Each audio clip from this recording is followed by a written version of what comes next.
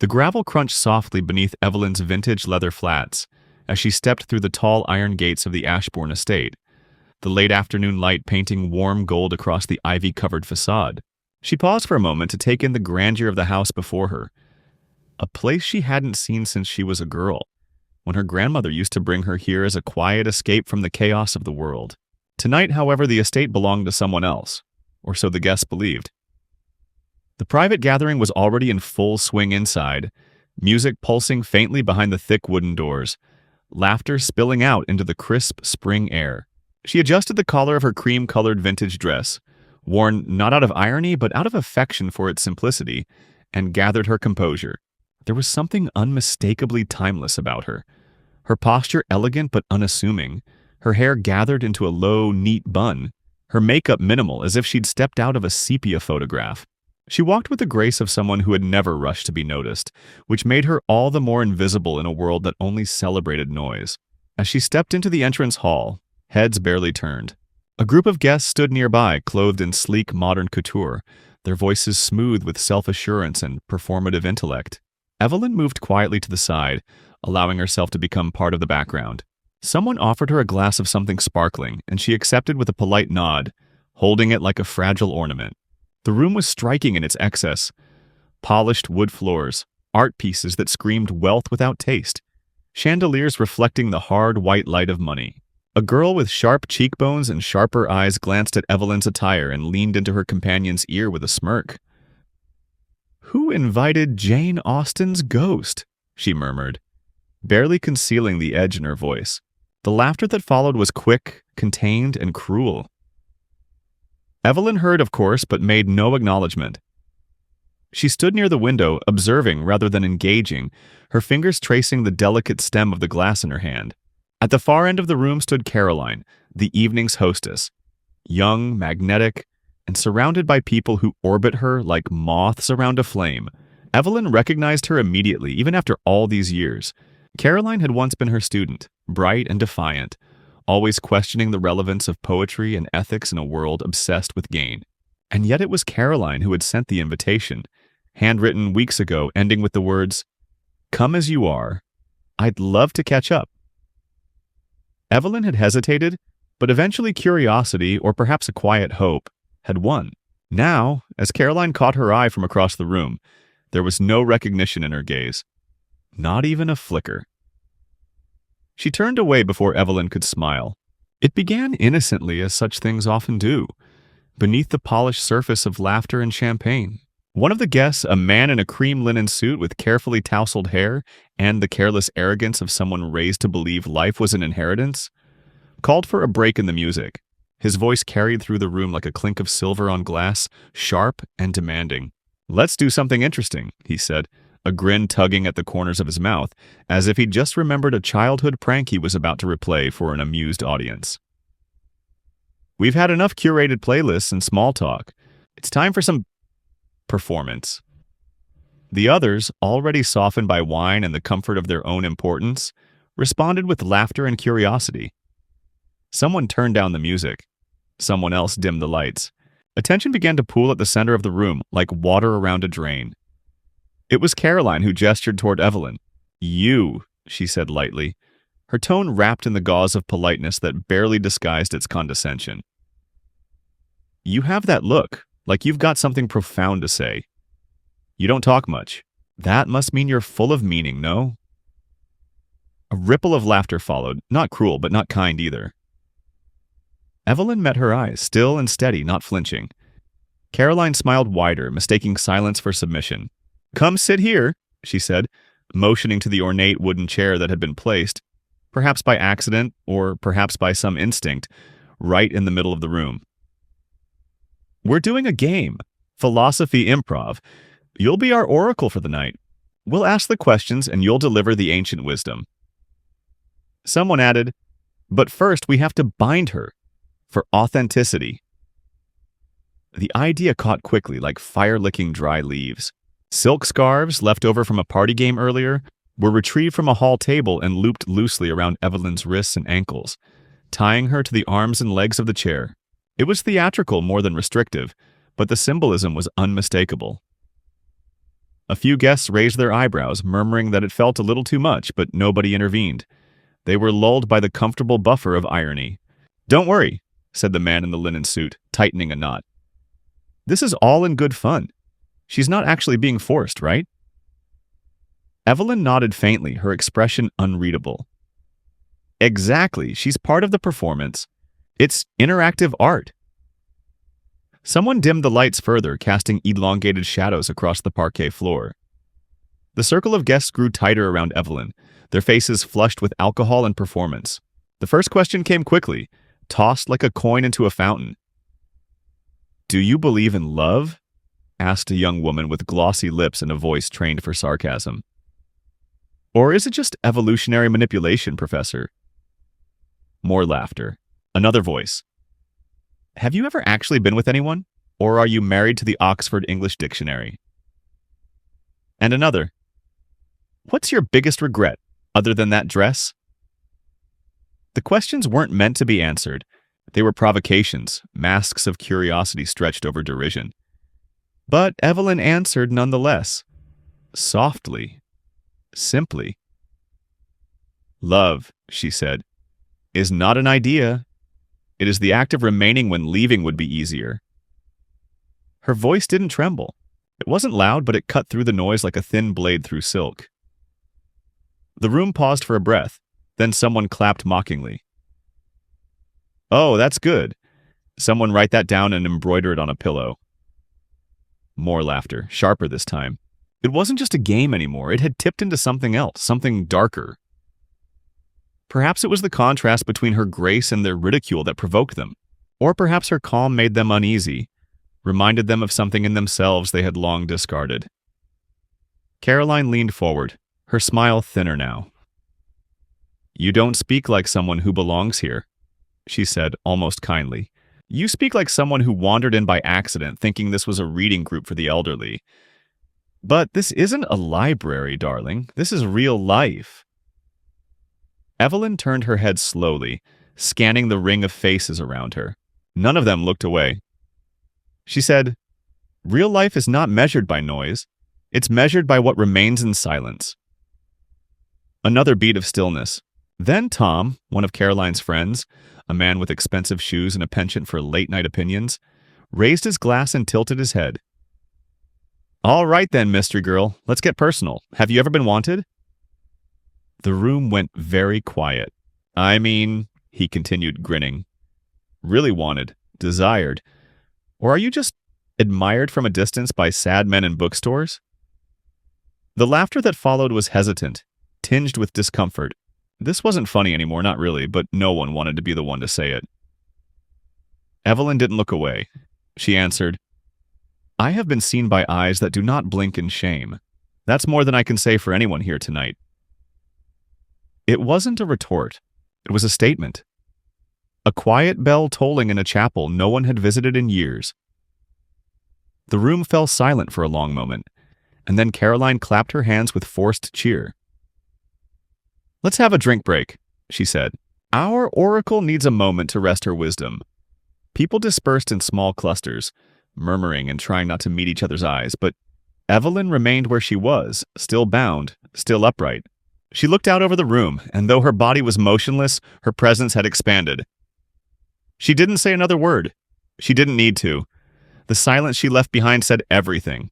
The atmosphere, once bubbling with the self-satisfied energy of clever cruelty, had taken on a heavier quality, one not yet acknowledged aloud but felt in the slight stutters of laughter, and in the way some guests began to fidget with their glasses, rather than meet Evelyn's gaze. And yet, as happens so often in gatherings where no one wants to be the first to truly look inward, the momentum of mockery pressed onward, propped up now more by discomfort than amusement.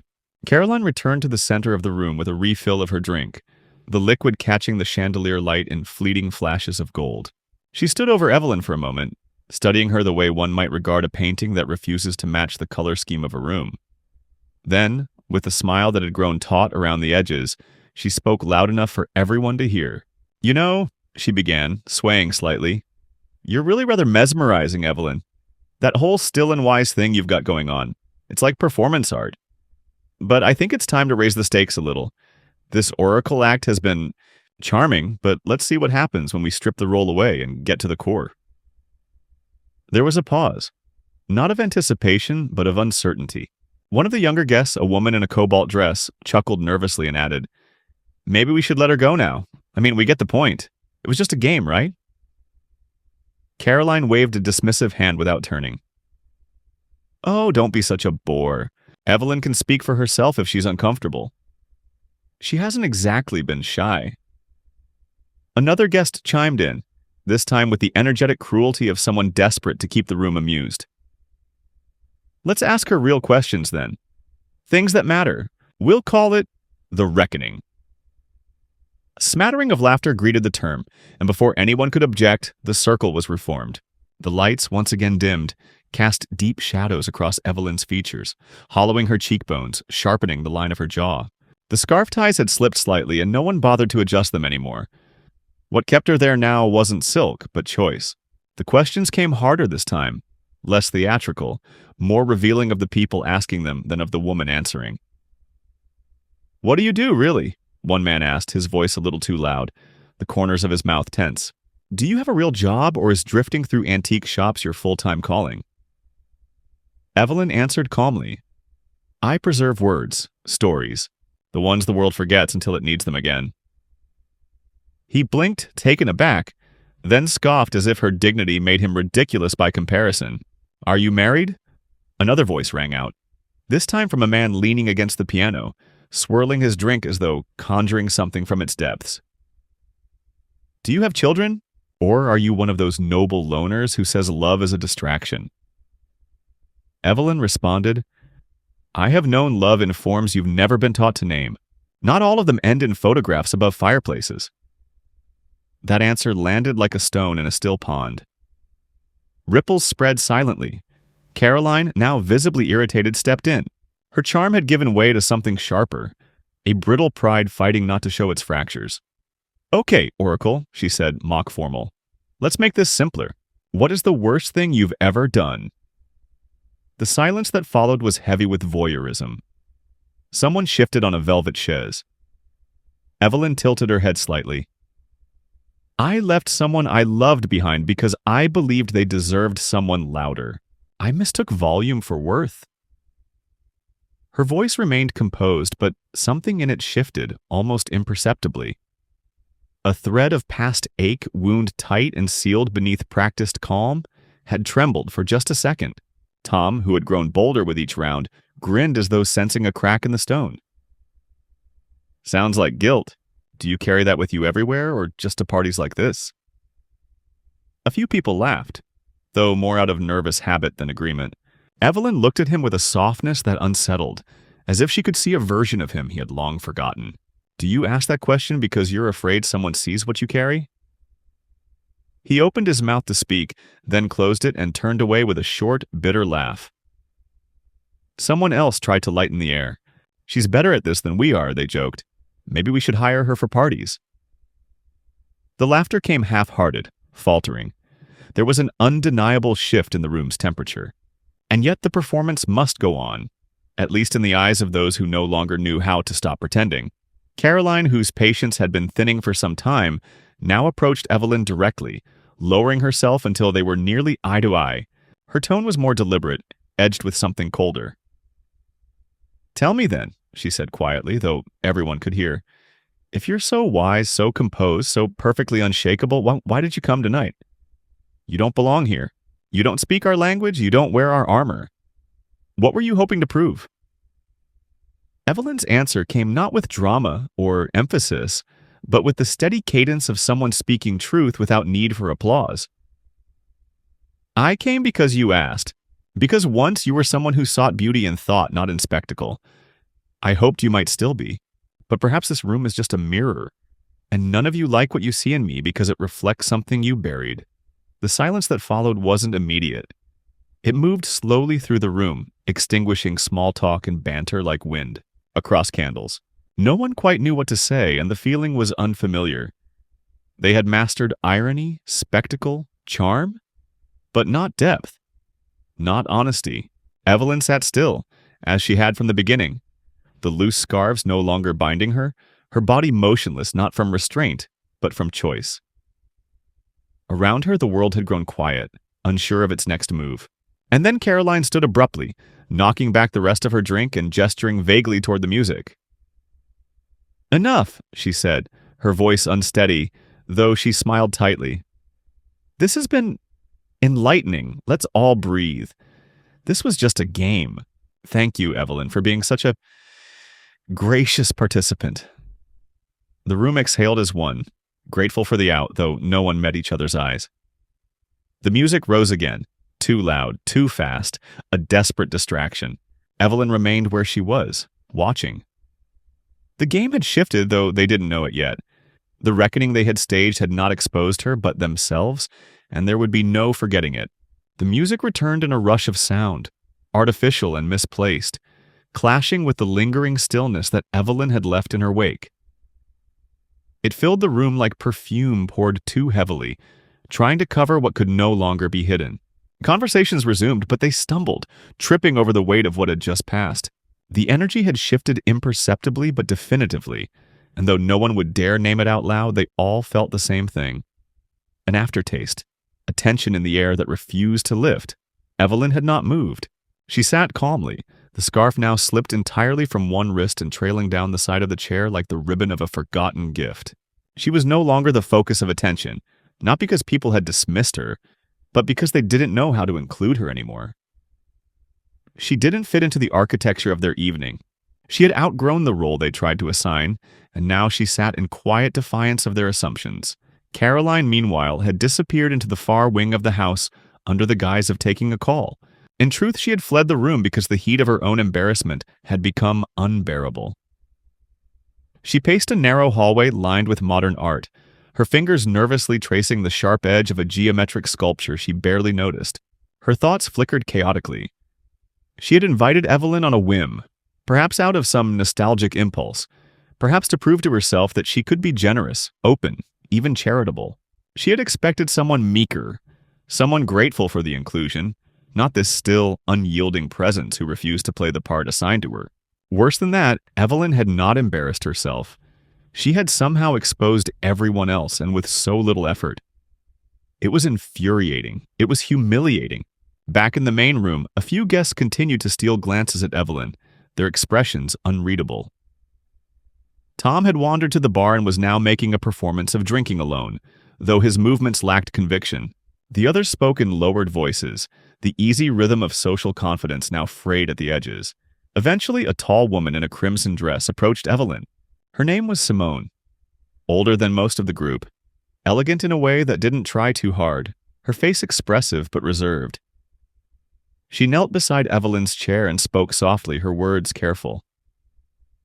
"I remember you," she said, "from the university years ago. You gave a talk on the ethics of silence. I was in the audience." Evelyn turned her head, her gaze softening. "Then you remember more than most." Simone gave a small smile, almost apologetic. "I should have said something earlier, when it all started." Evelyn shook her head gently. "You listened. That's more than enough." At that moment, Caroline returned, her composure carefully reconstructed. She stood near the grand piano, her posture straight, chin lifted. Her voice carried with brittle authority. "Let's reset. We've all had our moment of introspection. Now let's enjoy the night for what it was meant to be. A celebration." The guests nodded reflexively, but the enthusiasm did not return. They raised their glasses, but no one toasted. The illusion had cracked, and there was no retrieving it. Caroline noticed, of course, and the knowledge gnawed at her. But she pushed forward, determined to reclaim the stage she had lost. Then, slowly, Evelyn rose. There was no announcement, no dramatic flourish. She simply stood, the movement fluid and unforced, and the room quieted once more, not by demand, but by instinct. Her voice when she spoke was steady and unhurried. "I'm not here to ruin your evening," she said, "nor to play a part in a story you've already written. I came because I was asked. I stayed because I chose to. But I think it's time I leave, not because I'm offended or wounded or ashamed. I've sat in rooms like this before, though they wore different wallpaper and spoke in different slang. And I've learned that you can't plant seeds in stone. No one stopped her. No one moved.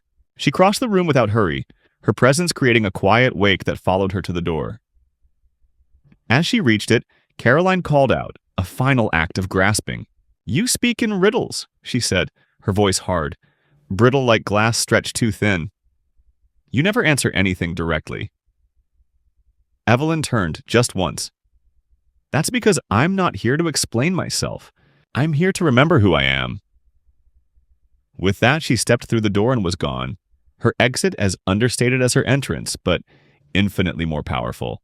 In her absence, the music once again felt too loud, the lights too bright, the laughter too hollow. And one by one, the guests began to realize that the evening had ended, though the clock hadn't yet agreed. The silence that settled after Evelyn's departure was not a pause, but a rupture, one that no toast, no joke, no clink of glass could mend. The guests stood suspended in a strange in-between, their feet still on marble but their certainty gone, like stepping onto a surface they had always believed solid only to feel it shift. Caroline lingered near the piano, her posture a perfect imitation of calm, but the blood in her neck betrayed her with its rapid pulse. She sipped from her glass without tasting it, eyes scanning the room for allies, but finding only averted gazes and embarrassed smirks. Even Tom, the last to laugh, now leaned against the far wall with a knitted brow, as if reviewing the evening through a new lens and finding himself in an unpleasant light. But just as the room threatened to dissolve into the awkward aftermath of too many misjudgments, the side door opened. No knock, no fanfare, just the quiet click of brass and wood. A man stepped inside, tall, composed, in a dark coat that still carried the crisp coolness of night. His face was unfamiliar to most, but his presence shifted the room's gravity instantly. He was not young, but carried the poise of someone who had outlived the need for introductions. His dark eyes swept over the assembled crowd, not with hostility, but with the calm scrutiny of someone who had anticipated a scene of disorder and arrived just in time to witness its final embers. He gave a small nod to the housekeeper, who had appeared like a shadow behind him, and then walked toward the center of the room without hesitation. Caroline straightened, her fingers tightening around her glass. "Can I help you?" she asked, voice clipped, defensive. He stopped near the chair where Evelyn had been seated only minutes ago, glancing briefly at the discarded scarf on the floor before raising his gaze. "That won't be necessary," he said evenly. "I'm not here to be helped." His tone was not confrontational, but it settled with undeniable weight. "I'm here to confirm that the transfer is complete." A pause followed. Then, with an unsettling calm, he added, "As of this evening, the Ashbourne estate now officially belongs to Ms. Evelyn Hartman. I'm her legal representative." The words dropped like iron into a pool of stunned silence. For a second, no one reacted. Then a quiet exhalation from somewhere in the crowd, the kind that escapes when someone forgets to pretend they're composed. Caroline blinked as if the light had suddenly changed in the room. "Excuse me?" she said, her voice a strange mix of disbelief and defiance. The man offered a small, professional smile. "I trust you've been treated with courtesy during your time here. Ms. Hartman asked me to ensure that the transition was smooth. She hoped to observe the spirit of the place before determining how she'd like to proceed with its future. Tonight provided useful context." A murmur swept through the guests. Some turned instinctively toward the door Evelyn had exited. Others looked to Caroline for cues, but she was frozen in place. Her voice, when it returned, was thinner. "That's impossible. The estate was in trust. It was going to be sold privately." The man tilted his head, polite but firm. "It was. Ms. Hartman purchased the holding company that owned the estate's shares through her family trust. The legal process was completed 3 weeks ago. Tonight was not a showing, it was a visitation." He paused, letting the final word settle. She wanted to see what kind of energy lived in these walls. Someone at the back of the room gave a short, incredulous laugh, cut off almost instantly. Another guest whispered, "She was the owner the entire time?" And the realization began to ripple outward, wave after wave of recognition colliding with shame. The woman they had mocked, belittled, dismissed as an eccentric or a relic, had been not only more insightful than them, but had been the silent arbiter of the entire evening. The room began to contract around the truth, and it didn't leave much air for comfort. The man adjusted his cufflinks, clearly ready to leave, but paused once more. Miss Hartman asked me to share a message. Just one sentence. He looked over the room with eyes that now held something gentler, almost apologetic. Sometimes the quietest person in the room is the only one listening. That's all. Then he turned and left as quietly as he had entered. The door shut with an echo that lingered. In the silence that followed, no one spoke.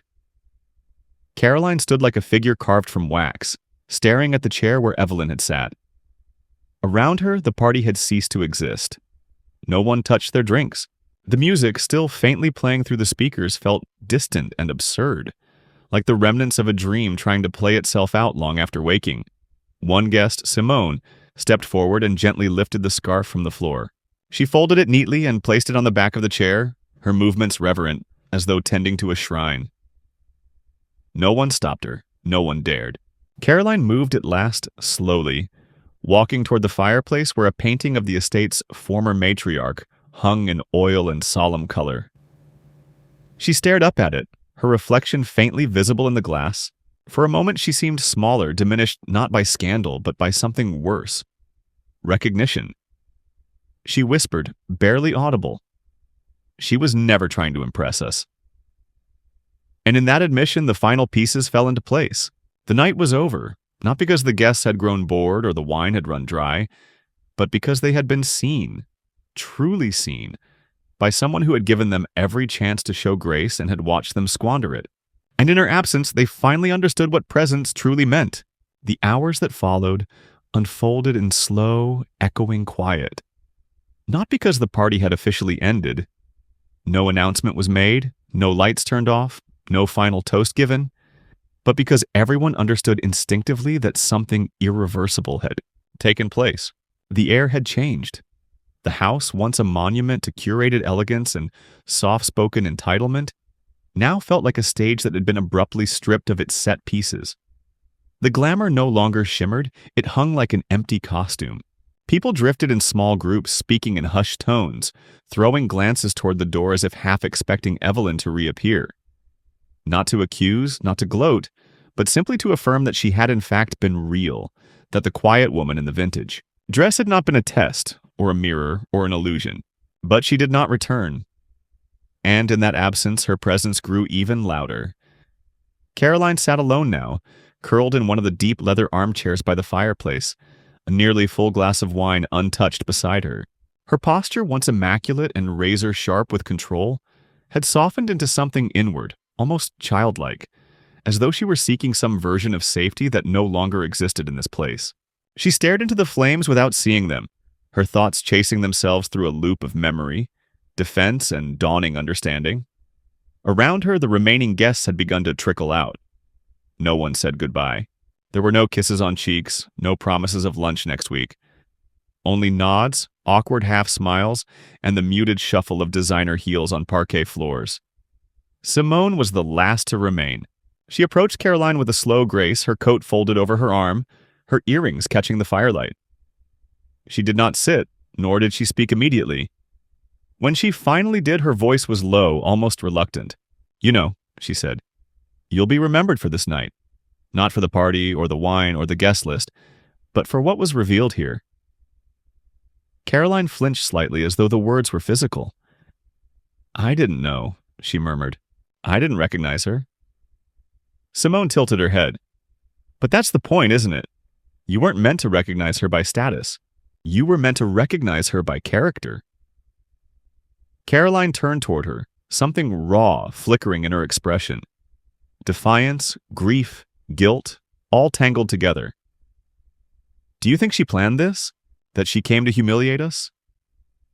Simone shook her head. If she had wanted to humiliate anyone, she wouldn't have said a word. She would have let someone else announce who she was, at the peak of the party, with cameras, with spectacle, but she left instead. She let the silence speak for her. That's not humiliation. That's grace. The room seemed to still at that word. Grace.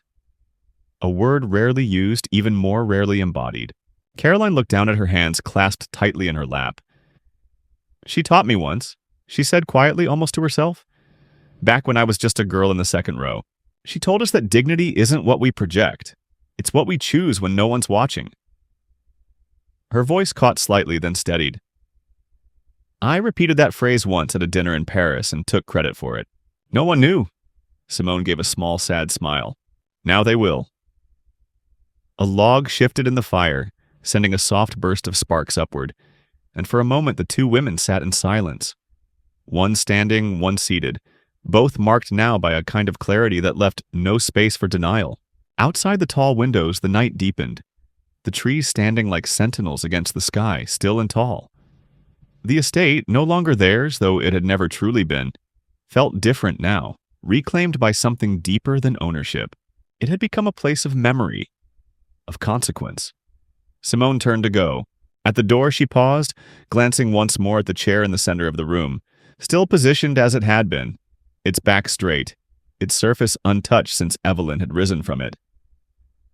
She wasn't performing, she said without turning around. She was holding the mirror.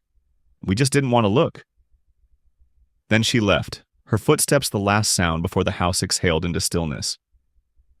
Caroline remained by the fire until dawn, the flames dimming, the wine untouched. Her reflection stared back at her from the glass-framed painting above the mantel. Her face younger, smugger, painted by a friend who had called it ambition incarnate. For the first time, she saw it not as a portrait, but as a question, and she had no answer. Morning came with a quietness that felt almost reverent, as though the house itself were holding its breath. The sky, still pale with early light, cast long, soft beams through the tall windows of the Ashbourne estate, illuminating dust motes that hung suspended like tiny fragments of memory. The guests were gone, the wine glasses cleared, the music silenced.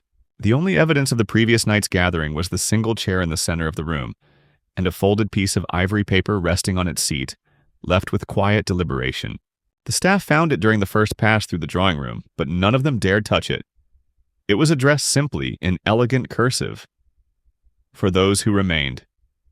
By mid-morning, the note had reached Caroline's hands. She stood barefoot on the marble floor, still in the silk slip she hadn't changed out of, the chill of the stone beneath her feet grounding her in the aftermath of what felt like a dream she couldn't wake from. She read the letter once, then again the ink steady, the message without pretense. I did not come to judge you. I came to remember if the place I loved still held the warmth of listening, or if it had been hollowed out by noise. You answered more honestly than I ever could have asked. This house has its history, but it is not its past that defines it. It's what we choose to echo through its halls. I will not return often. I hope in time it no longer needs me to. No signature, none was necessary. Caroline folded the paper carefully, held it against her chest, and closed her eyes. The sharp corners pressed gently into her skin, a reminder that not all lessons leave bruises. Some leave imprints. Weeks later, a new sign appeared by the gates of the Ashbourne estate. It bore no family name, no crest, no hint of legacy, only a phrase engraved in understated brass. Quiet minds welcome. Kindness expected.